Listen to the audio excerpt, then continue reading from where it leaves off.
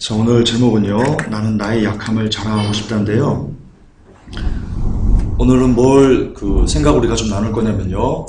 여러분 그동안 간증 들어보셨죠? 간증. 그동안 수십 년 동안 여러분 교회에서 간증 집회한다, 또는 기타 여러 가지가 할 때 어떤 내용들을 여러분 들어오셨습니까? 한국교회에서. 되게 많이 힘들었는데 하나님만 의지했더니 하나님이 나를 높여주셨다. 그래서 우리 아들이 공부도 지질이 못했는데 어느 날 보니까 1등 했다. 하나님의 은혜로. 혹은 지질이 많이 가난했는데 하나님이 복을 이만큼 주셔가지고 우리가 부하게 됐다. 라고 이렇게 속된 말로 세상적에서 얘기하는 성공이라는 것들, 그리고 어떤 잘됨, 번영, 형통, 이것이 그동안 우리가 들어왔던 간증 집회들이었습니다. 그렇지 않습니까? 동의하시지요? 동의하실 겁니다. 그러나 오늘 여러분들은 이 설교를 듣고 나면요, 그런 간증들이 절대로 이렇게 성경적이지 않다는 것을 여러분 아실 겁니다. 성경은 그렇게 가르치지 않습니다. 간증을 세상에서 바라보는 그런 성공, 그리고 어떤 형통, 그리고 회복, 이런 거에 두지 않는다는 것이 성경적이라는 것을 여러분 아셔야 될 겁니다. 오히려요, 성경은요, 여러분 참 안 들어가지고 이게 좀 이상할 겁니다. 그런데 성경은요, 오히려 실패가 간증이라고 이야기합니다. 그 증명을 제가 좀 알려드리겠습니다. 제가요, 아이고, 이거 막 넘어가는구나. 아, 그렇구나. 최근에 홀리랜드라는 만화를 제가 좀 봤습니다. 만화를 왜 보냐면, 지금 회복교회가 만화책 만들고 있는 게 있죠? 알죠? 그거, 제 차작가님하고 저하고 둘이 만드는 건데, 기획안을 제가 만듭니다. 그러다 보니까 제가 만화를 봐서 어떤 식으로 형성이 되는가를 보아야 됩니다. 그래서 의도적으로 제가 만화를 가끔 하나씩 보는데, 우연히 이게 보게 됐어요. 검색하다가. 물론 좋지는 않더라고, 내용이. 폭력적인 내용이에요. 그런데 여기서 제가 하나 발견한 게 좀 있습니다. 뭐냐면, 이 친구가 왕따예요. 홀리랜드에 나오는 왕따인데, 어느 날 자기보다 엄청나게 큰 사람들을 이렇게 막 때려 눕혀가지고 일약 스타가 됩니다. 그리고 알고 봤더니 이 친구가 2년 동안 뭘 했냐면요, 이 원투 스트레이트 복싱을요, 혼자 5,000번을 연습을 했답니다. 하루도 안 쉬고. 그러면서 막 땀이 막 하고 어깨가 막 탈골되고 막 근육통이 생기고 이런데도 불구하고요, 계속 쉬지 않고 단련을 했답니다. 그걸 2년 동안요, 하루도 안 쉬고 했답니다. 그러니까 자기도 모르게 그 능력이, 어떤 육체적인 능력이 이렇게 몸에 붙어버렸다라고 이렇게 이야기하는 것을 제가 보면서요, 저는 나름대로 어떤 깨달음이 좀 있었습니다. 뭐냐면, 여러분 우리가 보는 모든 것들, 이 육적인 것들은요, 저 영에 있는 것의 실체요 그림자라는 구절이 있습니다. 물론 이 육적인 것을 다 적용할 수는 없는 부분이지만 일견 이렇게 상통하는 부분이 있는데요. 무슨 말이냐? 이 육을 단련해야지만 우리가 육체가 강해지듯이요, 여러분이 가지고 있는 영혼도요, 반드시 단련되어야지만 여러분의 영혼이 강해진다는 겁니다. 여러분 이거는 성경적입니다. 그런데 육체의 단련을 할 때요, 이 친구가 굉장히 고통스러워하는 것을 제가 봤습니다. 만화지만 너무나 고통스럽고 너무나 처절하게 외롭고 힘들고 그러더라고요. 그러나 그것을 이를 악물고 2년 동안 참아내면서 단련했을 때 그에게 자기보다 몇 배나 더 어마어마하게 큰 사람을 때려 눕힐 수 있는 왜소한 체격임에도 불구하고 그런 능력을 몸에 갖더라고요. 여러분 마찬가지입니다. 영혼을 단련해야 되는데요, 여러분 영혼을 단련하셔야 됩니다.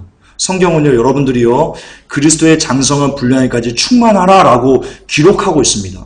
그 성화의 단계까지 여러분들 나아가셔야 되는데요, 그런데요, 여러분 영혼의 단련은요, 절대로 세상적인 어떤 즐거움, 그리고 평안, 혹은 어떤 행복함, 만족감, 아이고 잘한다 잘한다, 여러분 이걸로는요, 여러분의 영혼이 절대로 단련될 수 없습니다. 인정하십니까? 예, 절대로 그렇습니다. 여러분의 영혼을 단련하기 위해서는요, 어떤 것이 필요하냐, 이런 게 필요합니다. 좌절이 필요하고요. 아, 얘가 약이었군요. 그래서 그렇구나. 좌절이 필요하고요, 실패가 필요하고요, 연단이 필요하고요, 고난이 필요하고요, 그리고 절망이 필요합니다. 절대 그렇습니다. 하나님의 방법입니다. 하나님이 우리들의 영혼을 단련하시기 위해 쓰시는 방법이요, 이겁니다. 제가 일단 성경을 통해서 증명할 건데요. 그래도 써놨지만 우리들은 그리스도의 장성한 분량까지 이르라고 했기 때문에 이르러야만 합니다. 하라고 했으면 하는 겁니다. 여러분, 손영원 목사님 설교 중에 이런 구절이 있습니다. 내가 거룩하니 너희도 거룩하라라고 하나님께서 가르쳤다는데요. 많은 사람들이 이렇게 얘기합니다. 아니, 어떻게 우리가 하나님처럼 거룩할 수 있습니까? 그때 손영원 그렇게 많이 물어봤나 봐요. 그 시대에도요. 손영원 목사님이 이렇게 얘기하십니다. 아버지께서 자식에게 어떤 교훈을 주는데 할 수 없는 것을 주시겠냐? 그러니까 아버지가요, 얘는 분명히 나처럼 거룩할 수 없어요. 그것을 알면서도 너 거룩해라고 이룰 수 없는 것을 주셨겠냐, 명령을. 손영원 목사님이 그렇게 얘기하십니다. 저는 100% 동의합니다. 여러분, 할 수 있습니다. 여러분, 할 수 있는 존재로 하나님께서 창조하셨습니다. 물론 우리의 힘만은 안 됩니다. 그러니까 더욱더 몸부림쳐야 되는데, 어쨌든 우리는요, 그리스도의 장성한 분량까지 이르라고 했기 때문에, 하나님이 이르라고 했기 때문에 아멘 하고요, 안 되는 것 같지만 믿음을 갖고 전진해서 나아가야 되는 게 우리가 해야 될 일입니다. 그러므로 반드시요, 영혼의 단련은요, 크리스찬의 필수 과제다라고 할 수 있겠습니다. 자, 그렇다면 그동안 여러분이 들어온 축복설교, 번영설교, 형통설교, 복복복하는 이걸로 여러분의 영혼이 단련될 수 있을까요? 라고 우리는 묻지 않을 수 없습니다. 만약에 축복설교, 형통설교, 복복하는 설교로 우리의 영혼이 단련될 수 있다면요, 저는 누구보다 열심히 여러분들에게 번영신학을 전하고 싶습니다. 그러나 그럴 수 없다는 것을요, 성경이 증명합니다. 그것을 보여드리겠습니다. 여러분, 요셉의 삶을 좀 봅시다. 제가 한번 설교했는데요. 여러분, 요셉이 초창기에 눈치 엄청 없었습니다. 완전 눈치가 바가지였던 친구입니다. 아시죠? 그런데 요셉이요, 왜 그렇게 눈치가 없고 버릇이 없었을까요? 단순히 성경의 어떤 것을 성취하기 위해서만 요셉이 그랬을까요? 아니에요. 성경에 보면요, 이 요셉의 아버지 야곱이요, 이스라엘이 그 아내를 굉장히 많이 사랑했어요. 그러니까 그 동생을 더 많이 사랑했어요. 그래서 그에게 나온 그 마지막 아들, 베냐민이지만 그 요셉을 특별히 사랑해가지고요, 그에게 채색 옷을 지어서 입히고 특별히 편애했다라고 성경에 기록되어 있습니다. 그러니까요, 요셉이 속된 말로 이 형통복음에서 얘기하는 어떤 잘됨, 그리고 아버지가 나를 사랑함, 그리고 내 마음대로 아버지 사랑 안에서 모든 것을 다 할 수 있음, 이런 것이 그에게 주어지니까요, 그가 오만방자했던 것이라는 것을 우리가 알 수 있습니다.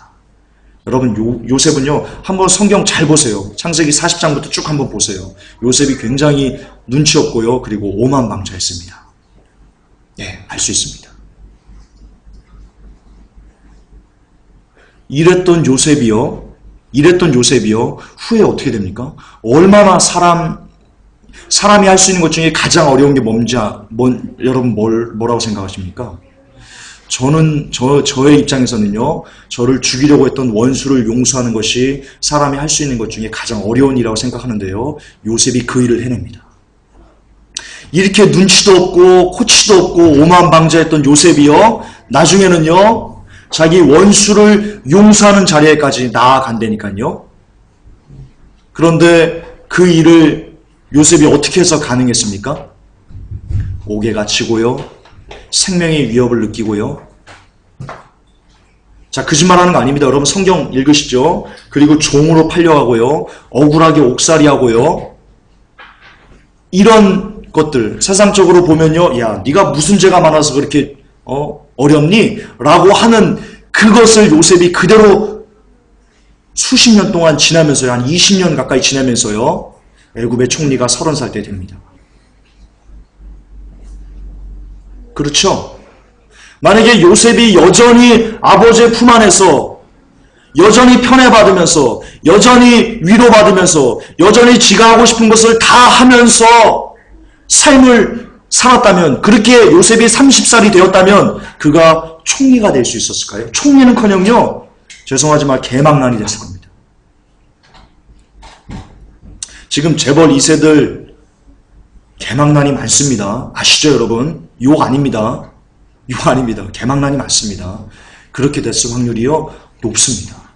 그런데 요셉에게요, 그런 것들이 있었기 때문에 여러분, 요셉이 그렇게 위대한 사람으로서 우리들의 믿음의 본으로서 예수 그리스도의 예표로서의 삶을 이 땅에서 살아낼 수 있었던 겁니다. 그렇다면 요셉의 삶만 봐도요, 여러분, 번영신학은 거짓말이라는 것을 알 수 있는 겁니다. 그걸로는요, 절대로 요셉이, 번영신학으로는요, 절대로 요셉이 요셉 될 수 없습니다. 축복신학으로는요, 요셉이 요셉 될 수 없습니다. 형통신학으로는요, 요셉이 요셉 될 수 없었습니다. 아멘이십니까? 아멘. 그렇습니다. 그러므로 번영신학을 잘못했습니다. 두 번째 봅시다. 다윗입니다. 여러분, 다윗이요, 기름 부음을 받고요, 그리고 골리앗을 쳐 죽인 다음에요, 그때부터 시작됩니다. 그리고 사울의 천부장이 돼가지고요, 막 여인들이 사울이 죽인 이는 천천히요, 다윗이 죽이는 만만이다 할 때부터요, 이제 사울의 눈에 표적이 됩니다. 그러면서 생명의 위협을 느낍니다. 그때 다윗이요, 그런 장인어른의 생명의 위협을 피해가면서 쌓은 내공이요, 여러분, 우리가 즐겨 묵상하는 시편이고요. 여러분, 시편만큼 예수 그리스도의 모습을 예언하건 영적인 시편이 없다는 걸 아십니까?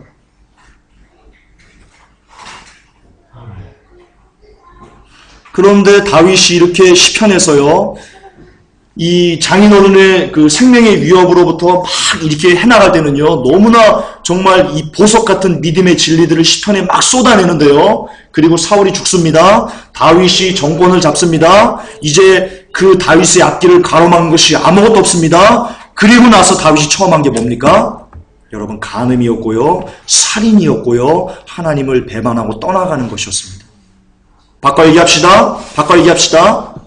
오늘날 형통신학에서 주장하는 대로라면요, 다윗은요, 이제 모든 것을 다 견디었기 때문에 하나님의 엄청난 복을 받게 됐다라고 이야기할 수 있을 겁니다. 그렇게 설교할 겁니다. 그렇게 설교하고 있습니다. 그런데 성경적으로 옳습니까?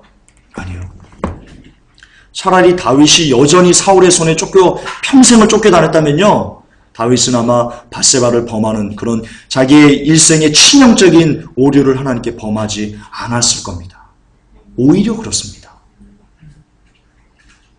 그러므로 다윗의 삶을 통해서요, 번영신학으로는, 형통신학으로는 사람이 다윗이 다윗 될 수 없다라는 것을 또 하나 증명합니다. 히스기야를 봅시다. 히스기야가요, 하나님 앞에 잘했습니다. 그런데 병들어 죽게 됐습니다.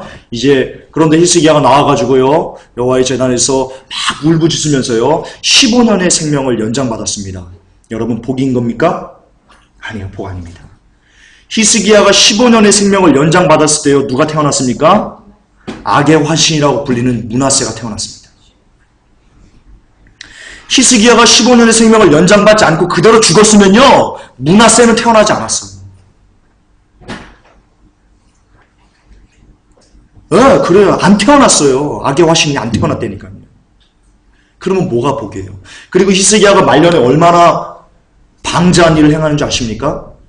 자기의 왕궁의 모든 것을 다 보여주고요, 그래서 바벨론인가요? 쳐들어와가지고 모든 것을 다, 은과 기명과 모든 것을 다 가져가는 그런 죄의 원흉을 히스기야가 제공하게 됩니다. 차라리 히스기야는요, 15년 생명을 연장받지 않고요, 그냥 죽어버린 게 더 복이었습니다. 하나님의 나라를 위해서, 그의 자손을 위해서, 그 자신을 위해서도 깨놨습니다.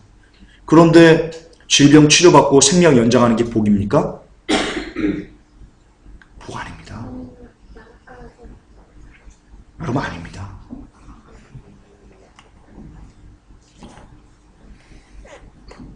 절대로 아닙니다. 성경이 증명합니다. 욥 봅시다. 여러분, 욥이요, 제가 한번 설교했는데요, 욥기서 여러분 다시 한번 보세요. 저는 성경에 나오는 교만한 사람들이 꽤 있습니다. 사울도 있고, 에스더서에 보면 하만도 있고요, 엄청나게 많은 교만한 사람들이 있는데요, 죄송하지만 저는 욥만큼 교만한 사람을 성경에서 읽은 적이 없습니다. 성경 한번 제대로 한번 보십시오. 그런데 욥이요, 왜 그렇게 교만했는지 성경에 나옵니다. 어떤 구절에 보면요, 이렇게 됩니다. 욥이요, 변론합니다. 변론할 때 이렇게 얘기합니다. 내가 언제 과부들로 하여금 눈물을 흘리게 했고 고아들을 그냥 보내서 그들이 그러니까 고아와 과부를 돌보고 불쌍한 사람들을 돌보고 그래서 그 사람들이 나로 하여금 복을 빌게 하지 않았냐라고 욥이 얘기합니다. 여러분, 그게요, 속된 말로 이 세상에서 형통해서, 잘 보세요, 이 한국교회에서 뭐라고 얘기하냐면요, 너희들 돈 많이 벌어서 형통해서 그것을 가나안을 위해서, 하나님의 나라를 위해서 쓰는 사람들이 되라. 그러기 위해서 여러분들은 그 돈을 많이 벌어야 되고 건강해야 됩니다 라고 얘기합니다. 욥이 그런 사람이었습니다. 재물이 많고요, 건강했고요, 덕만 있었습니다. 그걸 가지고요, 가난한 사람들을 그냥 보내지 않고요, 과부들을 그냥 보내지 않고요, 그리고 고아들을 그냥 보내지 않고요. 그래서 그들이 나를 욥을요 위해서 기도하고 복을 빌게 했다고 성경에 나옵니다. 욥이 그렇게 간증합니다. 그런데 그게요, 자기가 그렇게 모든 사람들을 공의의 눈으로 바라보고 도왔던 그게요, 욥을 어디까지 나아가는지 아십니까? 하나님과 동등됨을 취할 것을까지 나아가겠다고 성경에 기록되어 있습니다. 하나님께서 친히 욥에게 나타나서요, 네가 나보다 너를 더 의롭다고 하니? 라고 하나님이 얘기하십니다. 욥은요, 자기가 더 의롭다고 생각했어요, 하나님보다. 성경에 욥만큼 교만한 사람이 안 나옵니다. 정말 한번 보세요. 거짓말 아닙니다.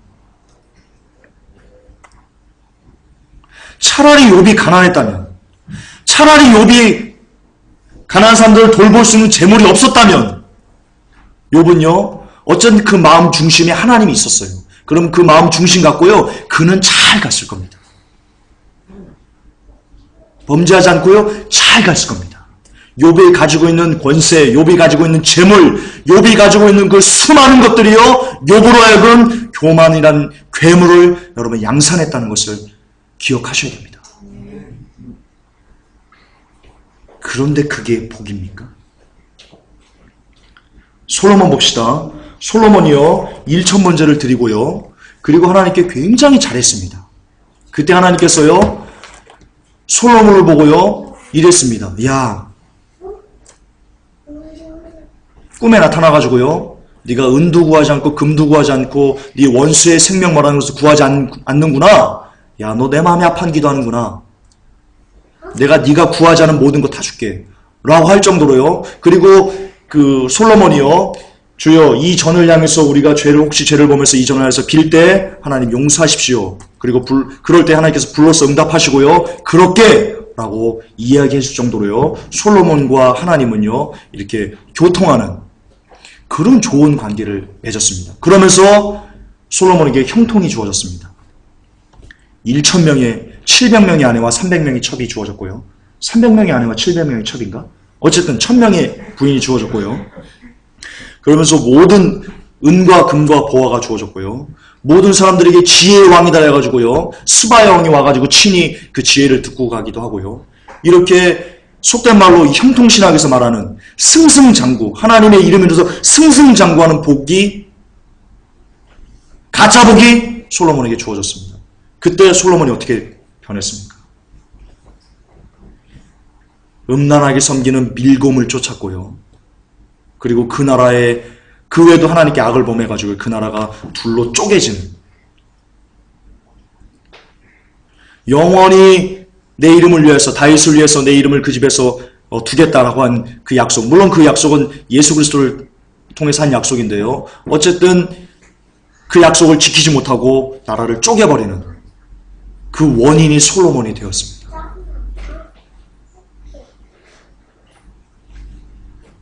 우리 에어컨 좀 틀을까요? 에어컨 좀 틀어. 조금 덥네. 네, 복입니까?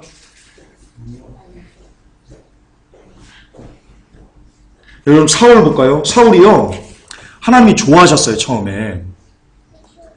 자, 그 사울을 왕으로 삼자 할 때요, 사울이요, 스스로 자기를 작은 자라고 여기어서 가지고요, 도망가서 숨었다고 성경에 기록되어 있어요.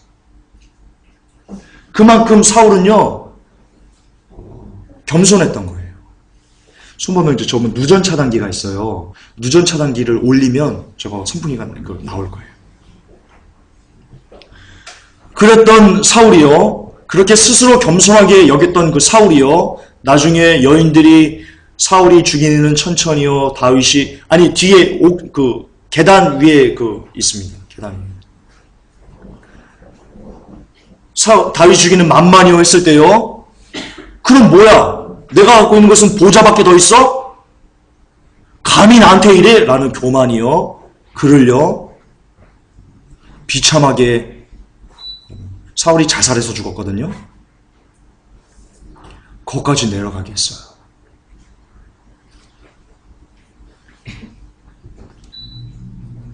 그런데 사울이 어떻게 그렇게 교만하게 변했어요?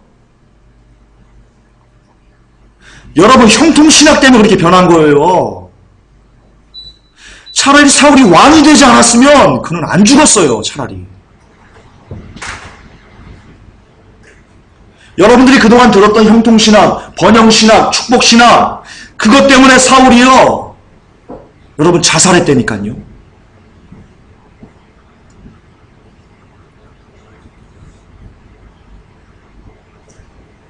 마지막 삼손 볼게요.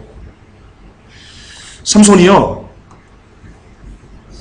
드릴라의 꾀임에 꼬여가지고요, 두 눈이 뽑혔어요. 그리고는요, 말처럼 맷돌을 이렇게 갈고요, 사람들이 보면서 구경하는 건데 놀림거리가 되었어요. 삼손이 왜 이렇게 됐어요? 나실인이었는데. 삼손에게 힘이 있었어요. 나귀 턱뼈를 1000명을 막 쳐 죽이는 힘이 있었어요. 지가 힘 때문에 하고 싶은 거 다 했어요. 원하는 거 다 가졌어요. 돈도 폭력을 행사해가지고요, 삼손이 다 가졌어요. 그러니까 자기가 갖고 있는 권세, 자기가 갖고 있는 힘, 자기가 갖고 있는 어떤 것을 이용해가지고요, 거침없이 살았어요, 삼손이. 그 결과가 뭐예요? 두 눈이 뽑히는 거예요. 삼손이요, 힘이 없었다면, 자기가 원하는 그대로 마음껏 하지 않고 인생이 턱턱 막히고 가로막히고 실패하고 좌절하고 연단받고 그랬다면요, 삼손이 그렇게 교만하까지 나아갔겠습니까? 안 나갔어요. 삼손 안 나갔어요. 그런데 거침이 없었기 때문에, 형통신학에서 얘기하는 하나님이 복을 줘서 거침없이 인생이 뻥 뚫리기 때문에 삼손이 그렇게 두 눈이 뽑히면서 비참하게 죽어버렸던 거예요. 성경에 삼손이 살아있을 때 죽인 사람보다 그 원수의 대적을 죽을 때 같이 죽은 사람이 더 많다고 해가지고 삼손이 잘 죽음이라고 생각하십니까? 아니죠. 만약에 삼손이 살아있었으면요, 더 많이 죽였을 수도 있죠, 원수를. 여러분, 삼손의 죽음은 비참한 죽음입니다. 왜 그랬어요? 형통해서 그렇게 비참하게 죽은 거예요. 형통해서. 형통하지 않았으면 그렇게 안 죽었어요, 삼손. 정말이에요. 여러분, 그동안 잘못 배워오신 거예요.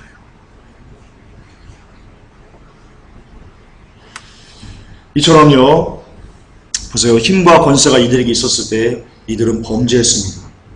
그리고 무지했습니다. 그리고 하나님을 떠난 육의 삶을 살아냈습니다. 그런데 지금 한국교회에서 가르치는 번영신학, 성공신학, 축복신학은요, 지금 우리에게 뭐라고 가르치는 겁니까? 실패했던 선조들의 그 전초를 그대로 발굴하고 권유하고 있는 신앙인 겁니다. 여러분, 형통하면요, 여러분 오로지 축복받으면요, 하나님께 복을 받아서 시온에 들어가 뻥 뚫리기를 축원합니다, 이런 거 아멘하고 그대로 살기를 소망하시면요, 여러분 자살로까지 나아갈 수 있습니다. 사울의 삶이 그것을 증명하고 있습니다. 여러분 간음하고 살인할 수 있습니다. 다윗의 삶이 그것을 증명합니다. 여러분 밀고물 우상숭배 엄청 해가지고요, 나라를 아니면 가정을 두 쪽 내는 그런 삶으로 나아갈 수 있습니다. 솔로몬이 그것을 증명합니다. 여러분 비참하게 두 눈이 뽑혀서요, 처참하게 타살당할 수 있습니다. 삼손의 삶이 그것을 증명하고 있습니다. 무엇이 복음입니까? 여러분 절대로 형통은요 복음일 수 없습니다. 번영신학은요 복음일 수 없습니다. 그렇기 때문에 번영신학은, 성공신학은, 축복신학은 하나님을 떠나서 네 마음대로 살아라, 네가 추구하는 거, 갖고 싶은 거 모든 것을 다 가지면서 생각대로 되라 라고 하시는 이 신학인데요, 이것은요 이 세상에서 하나님을 떠나라고 사주하는 오직 루시퍼만이 줄 수 있는 신학입니다. 그러므로요 번영신학은, 성공신학은, 축복신학은 이꼬로 루시퍼의 신학입니다. 성경적입니다. 번영신학은 루시퍼의 신학입니다. 4차원의 영성은 루시퍼의 신학입니다. 긍정의 힘은 루시퍼의 신학입니다. 적극적인 사고방식은 루시퍼의 신학입니다. 거기에 길들여지고 아멘하면요 여러분 죽습니다. 지옥 갑니다. 케네스 에긴에게 길들여지는 사람은요 지옥 갑니다. 반드시 지옥 갑니다. 돌이키지 않으면 지옥 갑니다. 정말입니다. 저는 지금 팩트를 이야기하고 있는 겁니다. 그렇다면 성경적인 복은, 성경에서 가르치는 진짜 복의 신학은 어떤 신학입니까? 그것은요 약함의 신학입니다. 우리 함께 읽겠습니다. 고린도서 11장 30절이요. 내가 부득불 자랑할진대 나의 약한 것을 자랑하리라. 또 봅시다. 내가 이런 사람을 위하여 자랑하겠으나 나를 위하여는 약한 것들 외에는 자랑치 아니하리라. 내게 이르시기를 내 은혜가 내게 족하도다. 이는 내 능력이 약한 데서 온전하여 짐이라 하십니다. 이러므로 도리어 크게 기뻐함으로 나의 여러 약한 것들에 대하여 자랑하리니 이는 그리스도의 능력으로 내게 머물게 하려 함이라. 아멘. 그렇습니다. 그리스도의 능력이, 여러분 스스로 이 땅의 삶을 살 수 있습니까? 여러분 스스로 이 땅에서 죄악과의 싸움에서 승리할 수 있습니까? 없어요. 여러분 힘으로 루시퍼와 싸워 이길 수 없어요. 그러려면요 여러분 마귀의 세력과 싸워 이기려면요 오직 하나, 그리스도의 은혜가 여러분들에게 머무는 것 외에는, 그분이 여러분들의 힘을 주기 전까지는요 여러분 싸워 이길 수 없어요. 그런데 그분의 은혜가, 예수 그리스도의 은혜가 여러분에게 머물게 하는 것이 뭐예요? 약함을 자랑하는 거예요. 내가 부족합니다 하나님, 내가 연약합니다 하나님, 나는 아무것도 할 수 없습니다, 주님 내게 힘을 주셔서 이 험난 세상을 이겨나가게 하시옵소서라는 고백입니다. 이래야만 주님의 은혜가 여러분에게 머뭅니다. 네, 그렇습니다. 여러분 약함의 신학에는요 그러므로 1등의 개념이 없습니다. 최고 없습니다. 높아짐 없습니다. 부 없습니다. 명예 없어요. 권세 없어요. 약함의 신학에는요 오직 예수 그리스도만 있어요. 아멘. 아멘. 그래요. 성경에 뭐라고 되어 있습니까? 먹든지 마시든지 무엇을 하든지 오직 예수만 위해서 해라. 여러분 이게 약함의 신학입니다. 나는 안 되니까, 나는 할 수 없으니까, 나 혼자는 죽을 것 같으니까 예수만 봅니다. 예수 안에만 들어갑니다. 예수 그리스도만 한 분으로만 나의 삶을 살길 원합니다 라는 고백. 여러분 이게 약함의 신학인데요 이럴 때만 예수 그리스도의 능력이 여러분들에게 임한다니까요, 머물다니까요. 그래야지만 여러분 천국 간다니까요. 정말이에요. 여기에 한국교회에서 가르치는 이런 번역 없어요. 약함의 신학은 성경적이지 않아요.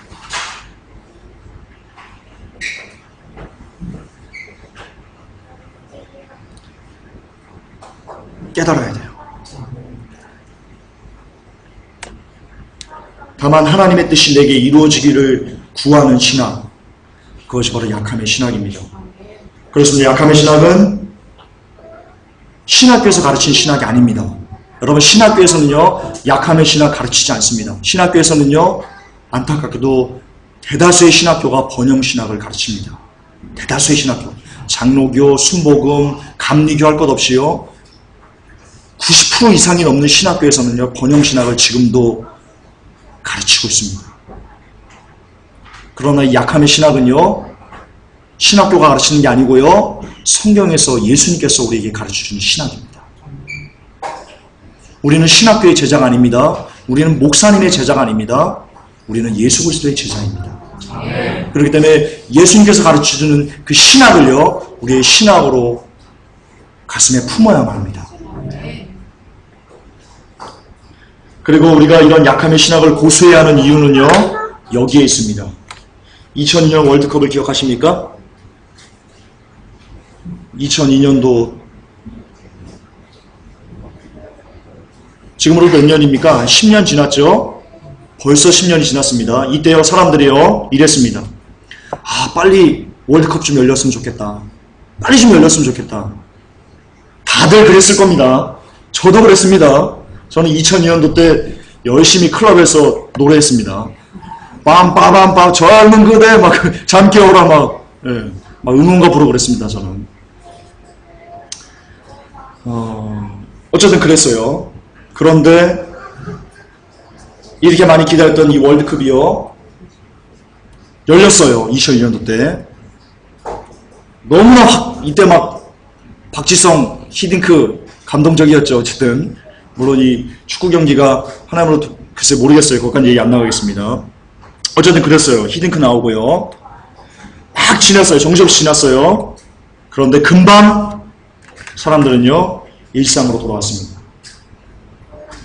그렇게 기다리고 요망하고 바라던 그 2002년 월드컵이요 눈 깜짝하니까 지나버렸어요.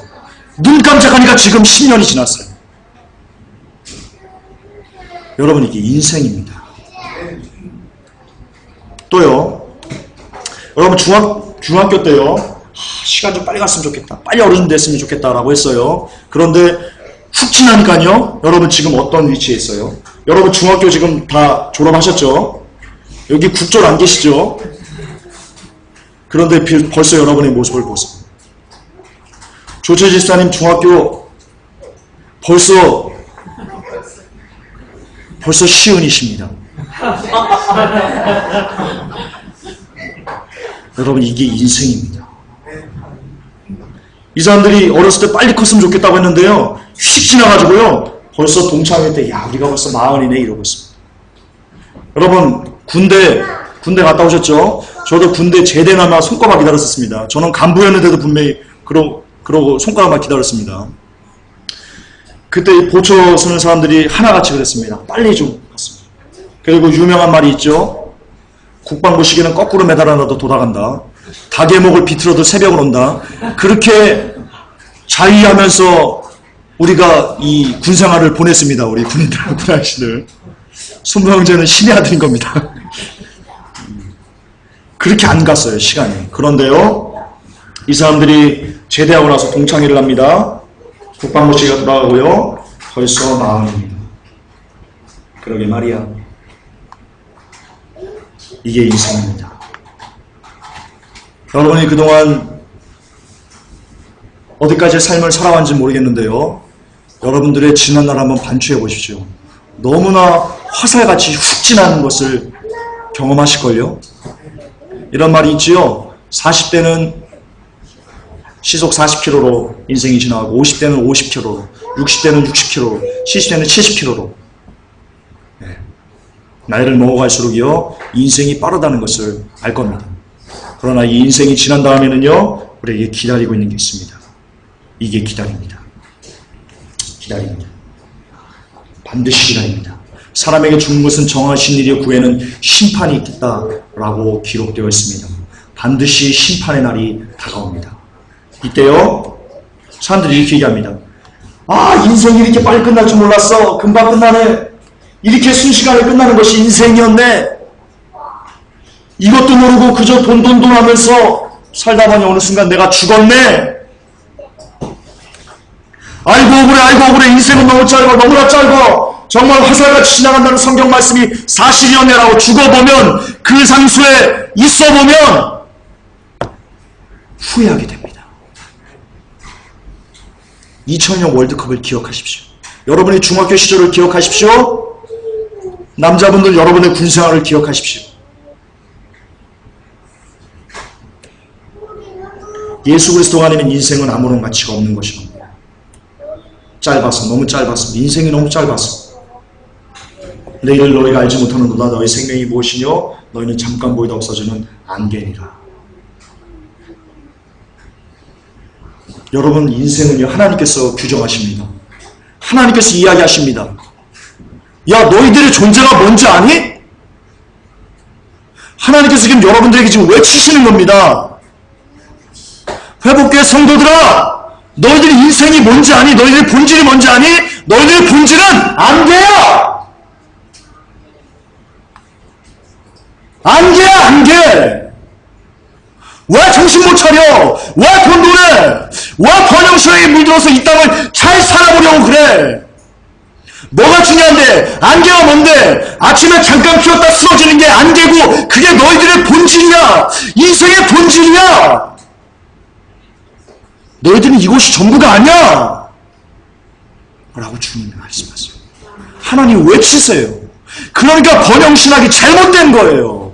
번영신학은요, 이 안개라는 것을 잊어버리게 해요. 우리에게 알고. 우리의 인생이 수십만 년 평생 될 것처럼 가르쳐요. 잘못된 거예요. 그러니까 하나님의 신학은요, 우리가 아무것도 아닌 것을 가르쳐주는 게 신학이에요.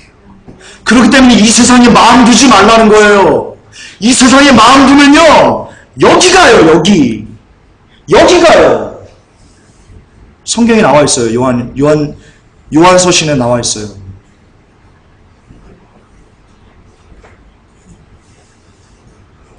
그렇기 때문에 예수 그리스도 외에는요, 여러분 인생이 허무한 거예요. 왠지 아세요?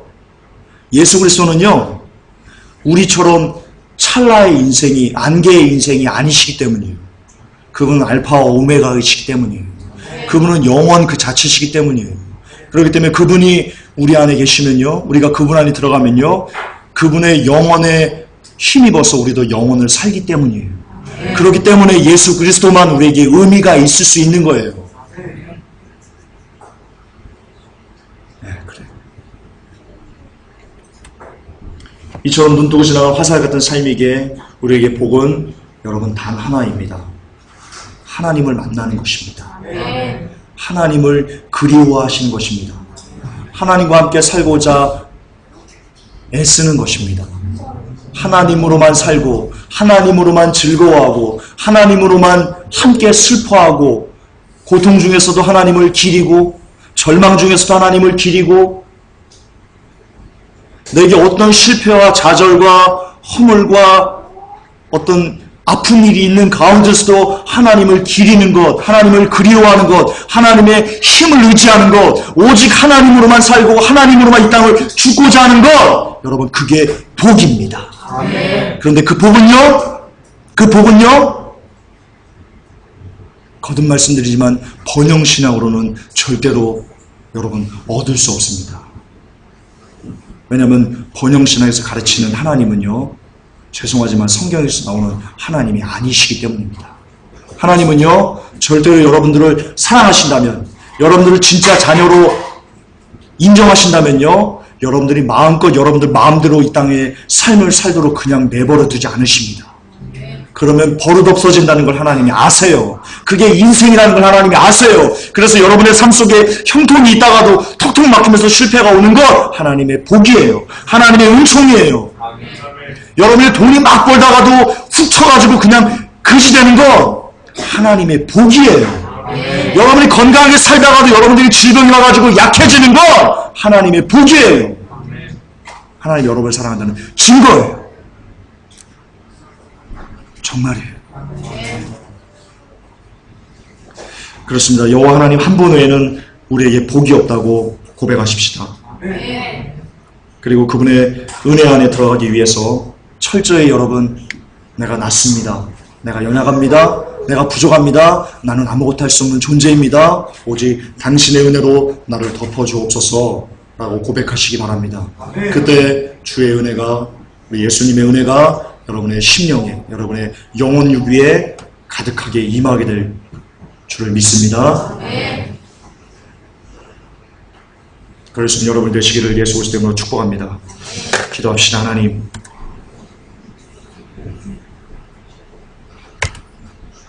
그동안 우리가 배웠던 번영신학이 왜 안타까운 신학인지, 왜 잘못되었는지 하나님 성경을 통해서 또 믿음의 선조들의 삶을 통해서 우리가 살펴보았습니다.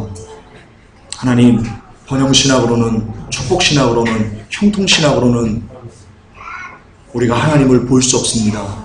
하나님을 만날 수 없습니다. 하나님을 만나지 못하면 우리는 지옥입니다. 우리의 인생이 화살같이 지나갑니다. 하나님, 우리가 기억하기를 원합니다. 우리의 본질이 안개라는 것을 우리가 기억하기를 원합니다. 그래서 더 이상 이 땅에 마음 두지 말게 하시고 오직 영원한 하나님의 나라만을 추구하면서 살아도 예수를 위해 살고 죽어도 예수를 위해 죽겠다. 먹든지 마시든지 무엇을 하든지 다만 예수 그리스도만 생각하면서 예수 그리스도만 기억하면서 이 땅을 살아내겠다라고 고백하는 복된 우리들이 될 수 있도록 인도하여 주시옵소서. 아멘. 예수 그리스도 이름 받들어 축복하며 기도 올려옵나이다. 아멘. 주님 감사합니다.